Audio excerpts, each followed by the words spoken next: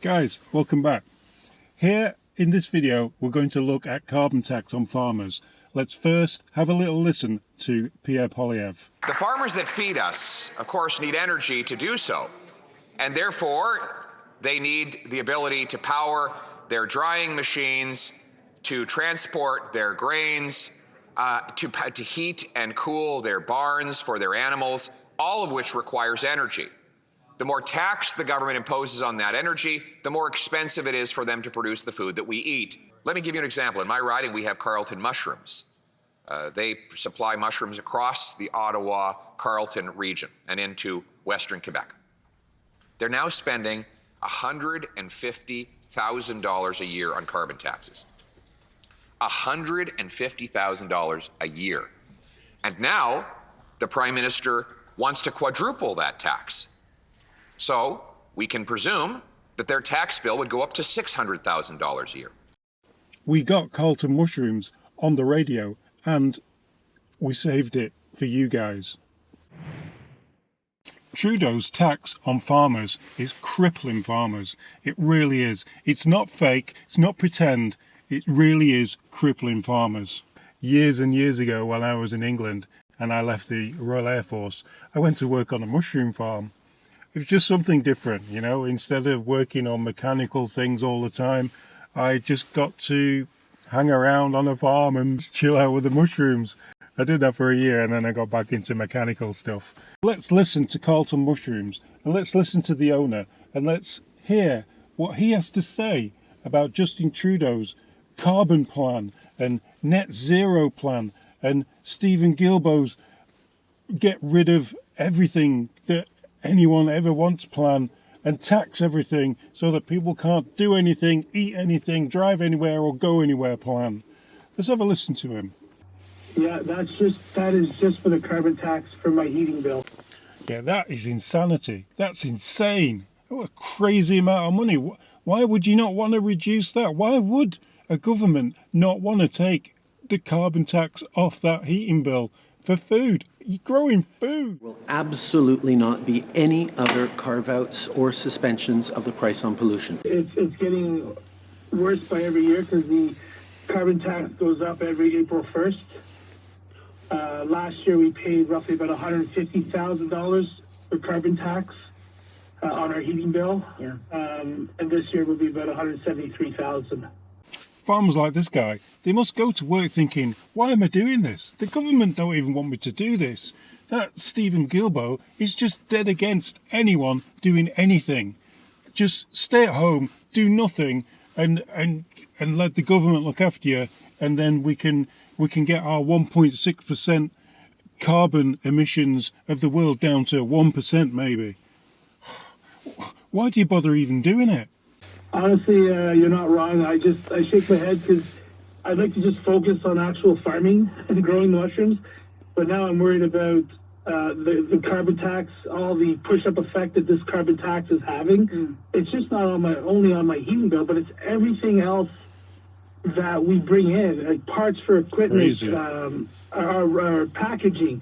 Everything has a push-up effect from this carbon tax because it's on all diesel and fuels.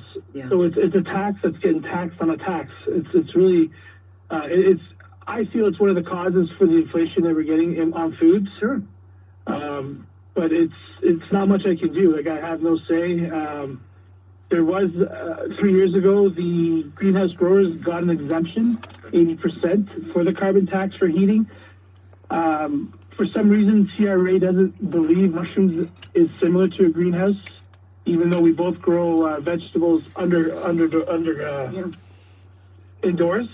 Yeah. So we were looking forward to this reprieve from this bill C-234 that we were hoping that we'd get a reduction in our carbon tax. So if you didn't know, mushroom farming is actually quite labour intensive. Where I used to work, we used to grow mushrooms in sheds, a little bit like greenhouses, but the dark, actually like Canadians, kept in the dark and fed with bullshit from Justin Trudeau. Yeah, a little bit like Canadians' mushrooms.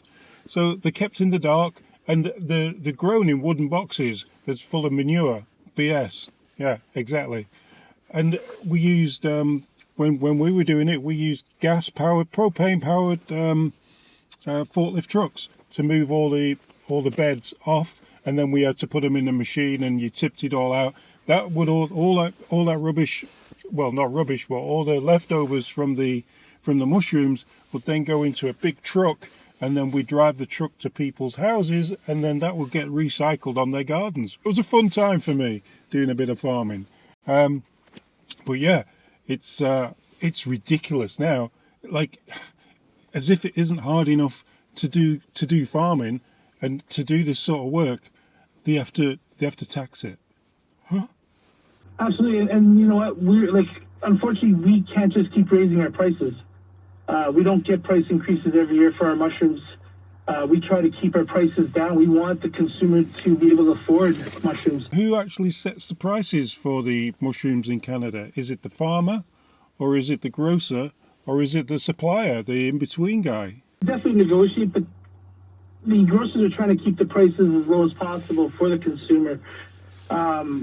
And so we right now, to be honest, in our industry, there isn't very much margins at all, if any.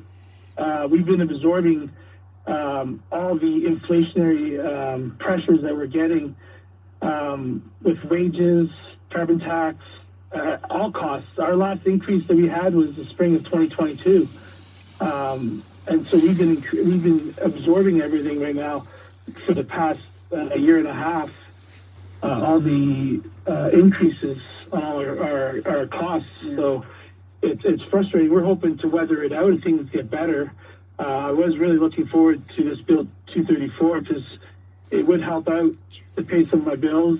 Yeah, and the problem is the green evangelists in Toronto and Montreal and Quebec and BC, all the big cities, they're just thinking, well, just pay a little bit extra. It's good for the environment. You're gonna save the squirrels.